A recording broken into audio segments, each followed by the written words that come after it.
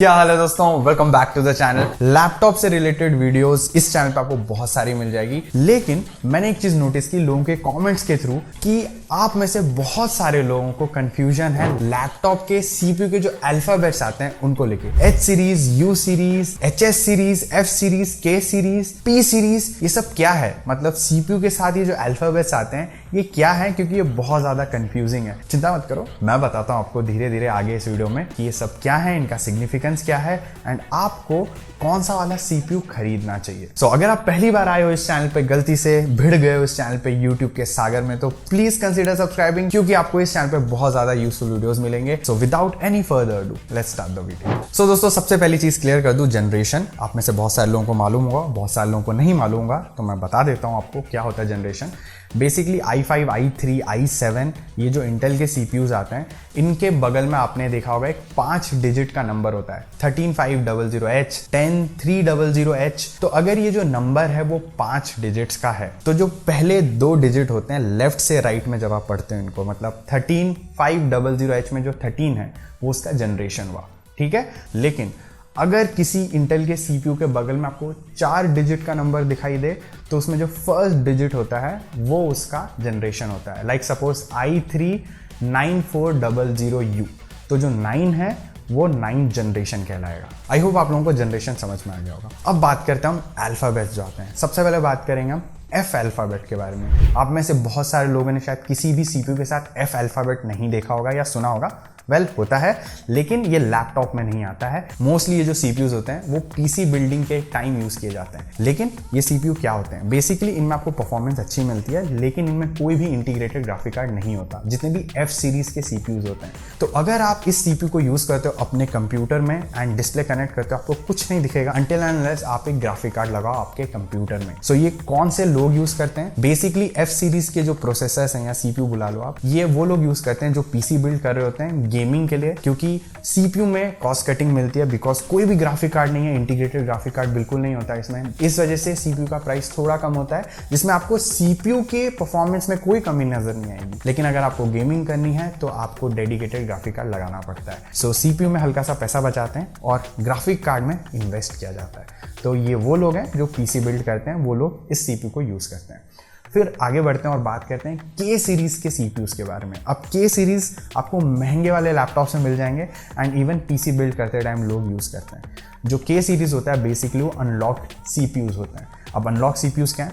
आपने देखा होगा जो सीपीयूज आते हैं उनमें एक बेस क्लॉक स्पीड होती है और उसके बाद एक बूस्टेड क्लॉक स्पीड होती है। अब सारे CPUs boosted clock speed easily achieve नहीं कर पाते हैं, उनको उसके लिए ओवरक्लॉक करना पड़ता है कभी बार। तो जो ओवरक्लॉकिंग का प्रोसेस है वो इतना आसान नहीं होता है, अनलॉक करना पड़ता है एक सीपीयू को, एंड आपका जो मदरबोर्ड है वो भी सपोर्ट करना चाहिए ओवरक्लॉकिंग को, तभी जाके आप उस सीपीयू को ओवरक्लॉक कर पाओगे।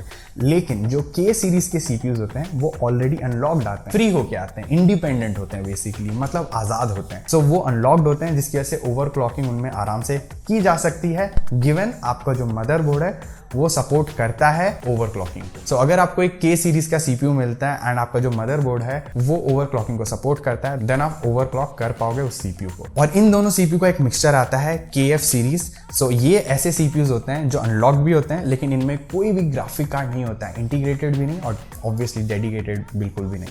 तो जिस वजह से ये थोड़े कम होते हैं प्राइस में, लेकिन अनलॉक भी होते हैं, but at the same time आपको ग्राफिक कार्ड खरीदना पड़ेगा अलग से इस सीपीयू को यूज करने के लिए, वरना डिस्प्ले भी नहीं चलेगा। सो ये जो 2 मेन सीपीयूज हैं ये बेसिकली आपको पीसी बिल्डिंग के टाइम मिल जाएंगे, एंड के सीरीज का जो सीपीयू है वो आपको लैपटॉप्स में मिलेगा, बट बहुत ही हाई एंड लैपटॉप्स में। उसके बाद आते हैं यू सीरीज, जो बहुत ही ज्यादा कॉमन है लैपटॉप्स की दुनिया में। तो you series basically come power consume करते हैं, मतलब ज्यादा बैटरी बैकअप मिलता है, आपको परफॉर्मेंस मीडियम लेवल तक की मिल जाती है, बहुत ज्यादा एक्सपेक्ट मत करना, छोटे मोटे गेम्स चला लेगा, like Valorant, GTA 5 you series वाले लैपटॉप हैंडल कर लेते हैं। एंड क्योंकि कम पावर कंज्यूम करते हैं इसकी वजह से कम गर्म भी होते हैं, एंड इनका साइज भी छोटा होता है, इस वजह से ये थिन एंड लाइट लैपटॉप में यूज किए जाते हैं mostly. And you series CPU वाले जितने भी लैपटॉप्स आते हैं वो मोस्टली आप कोडिंग के लिए यूज कर सकते हो, मीडियम लेवल कोडिंग के लिए, इवन बिगिनर लेवल एडिटिंग के लिए यूज कर सकते हो, ब्राउजिंग के लिए यूज कर सकते हो, मीडिया कंजप्शन के लिए यूज कर सकते हो, पावर पॉइंट प्रेजेंटेशन के लिए यूज कर सकते हो।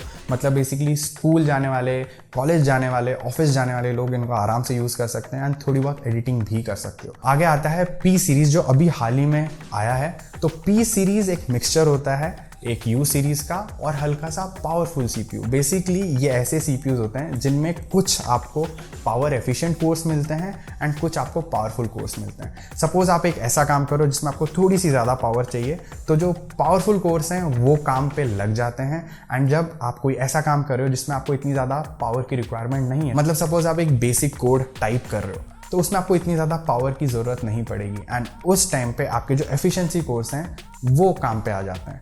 तो ये बेसिकली यू सीरीज से हल्के से ज़्यादा पावरफुल सीपीयूज होते हैं, बट इतने पावरफुल नहीं होते हैं अगर आप एस सीरीज के सीपीयू से इनको कंपेयर करोगे। एस सीरीज के सीपीयू के बारे में फर्दर बात करते हैं। तो इनका साइज भी छोटा होता है, ये भी बैटरी बैकअप आपको अच्छी देते हैं एंड ये भी कम गर्म होते हैं, लेकिन ये कम बैटरी बैकअप देते हैं आपको यू सीरीज से। फर्दर आते हैं एच सीरीज वाले। अब एच सीरीज होते हैं तगड़े पावरफुल वाले सीपीयूज। इनका साइज बड़ा होता है, मतलब ऑब्वियसली ये ज़्यादा टीडीपी भी कंज्यूम करते हैं, जिसकी वजह से इसमें आपको 80 वॉट तक की टीडीपी मिल जाएगी, 90 वॉट 95 वॉट तक की टीडीपी मिल जाएगी। यू सीरीज 10 वॉट 15 वॉट में निपट जाते हैं, 20 वॉट पकड़ लो, उससे ज़्यादा नहीं कंज्यूम करते हैं जनरली। सो इस वजह से जो एच सीरीज ज़्यादा पावर कंज्यूम भी करते हैं, ज़्यादा पावरफुल आउटपुट भी प्रोवाइड करते हैं, मतलब ज़्यादा तगड़ी परफॉर्मेंस देते हैं, ज़्यादा बैटरी भी कंज्यूम करते हैं, इनका साइज भी बड़ा होता है एंड हेंस ये गर्म भी ज़्यादा होते हैं as compare to U series and P series. So ये जितने भी सीपीयूज आते हैं एच सीरीज़, ये कौन से लोगों को यूज़ करना चाहिए? तो बेसिकली अगर आप थोड़ी हाई लेवल की एडिटिंग करते हो, गेमिंग करते हो एंड उसके साथ साथ आप 3D मॉडलिंग वगैरह करते हो, लाइक ब्लेंडर का यूज़ करते हो, या फिर आप और भी दूसरे अलग अलग हैवी सॉफ्टवेयर्स यूज़ करते हो, तो आपको एच सीरीज़ वाला लैपटॉप लेना चाहिए। लेकिन हाँ, एक चीज़ बता दूँ, ज़रूरी नहीं है कि अगर आपके लैपटॉप में एच सीरीज़ का सीपीयू है तो आप उसमें गेमिंग भी कर पाओ। गेमिंग करने के लिए आपको डेडिकेटेड ग्राफिक कार्ड चाहिए ही होगा, लेकिन अगर आप एडिटिंग करते हो तो आप बेझिझक एच सीरीज़ वाले सीपीयू के साथ आराम से अच्छी खासी एडिटिंग कर सकते हो। इंटीग्रेटेड ग्राफिक तो मिलता ही मिलता है इसमें। अब आगे बढ़ते हैं और बात करते हैं हम एच एस सीरीज़ के लैपटॉप्स के बारे में। अब एच एस सीरीज़ क्या है? एच एस सीरीज बेसिकली वो वाला सीपीयू है जिसको ज़्यादा पावर भी चाहिए, लेकिन वो एक thin and light laptop body में फिट होना चाहता है। तो ये you series and P series से ज़्यादा पावरफुल सीपीयूज हैं, बट एच सीरीज जितने पावरफुल नहीं है, लेकिन परफॉर्मेंस आपको तगड़ी मिल जाएगी, आपके ऑलमोस्ट सारे काम हो जाएंगे इसमें। एट द सेम टाइम ये थोड़े से छोटे साइज के होते हैं as compare to H series, power भी थोड़ा सा कम कंज्यूम करते हैं as compare to H series and गर्म भी एक कम होते हैं as compare to H series. लेकिन यू सीरीज पी सीरीज से ये सारे काम ज़्यादा है, मतलब पावर कंजप्शन भी ज़्यादा है, गर्म भी ज़्यादा होते हैं, बैटरी बैकअप कम देते हैं, साइज भी उनका यू सीरीज और पी सीरीज से ज़्यादा होता है। तो ये जो सीपीयूज होते हैं वो मोस्टली ऐसे लैपटॉप्स में यूज़ किए जाते हैं जिनमें थिन एंड लाइट बॉडी होती है बट उनकी परफॉर्मेंस तगड़ी रहती है। सो ये लैपटॉप्स महंगे आते हैं एंड ये सीपीयूज भी महंगे आते हैं। सो आई होप मैंने आपके सारे सीपीयू से रिलेटेड जो भी कंफ्यूजन थे अल्फाबेट को लेके, उनके नोमेनक्लेचर को लेके मैंने क्लियर कर दिए हैं। फर्दर अगर आपका कोई भी सवाल या सुझाव रह गया है तो प्लीज़ कमेंट करके बता देना। अगर आपको कोई भी लैपटॉप सजेशन चाहिए तो भी आप कमेंट करके बता देना, आपके कमेंट्स का मैं रिप्लाई दे दूंगा।